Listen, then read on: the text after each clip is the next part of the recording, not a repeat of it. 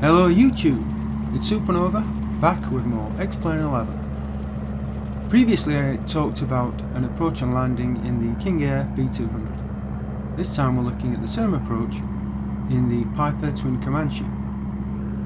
This is on a 3-mile VFR approach, so I'm having to do an awful lot in a small space of time, lowering the landing gear and also extending flaps to the approach position. I'm not going to use full flaps because we have plenty of runway at Nice,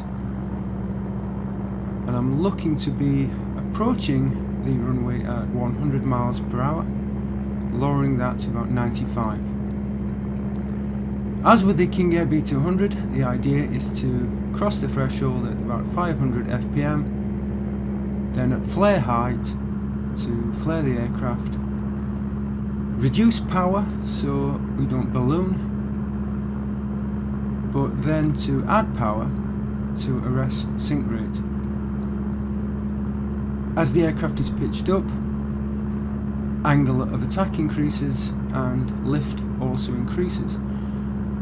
But as speed slows, we then also lose lift, which increases sink rate. So it's important to add a little bit of power at that point to maintain the desired sink rate, which is about 100 feet per minute.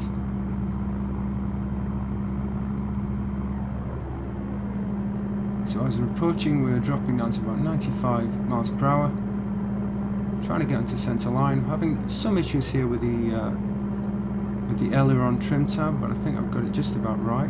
At least it's a lot better than it was. So as we cross the threshold, we're looking for the flare height. You'll see the runway sort of expand at one point, so you're looking for a visual cue. There's the pitch of the aircraft. Now watch the VSI, just trying to maintain decent descent rate and down. And that would rate as an excellent landing.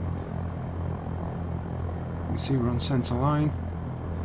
We've landed almost imperceptibly. It's very difficult to judge the point when the wheels actually touch the runway.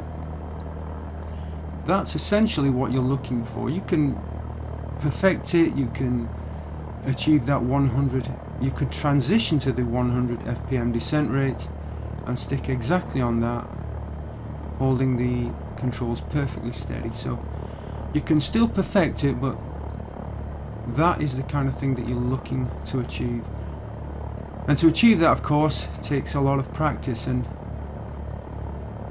there's a lot of fine control that's required. First off, you have to judge the correct moment to flare.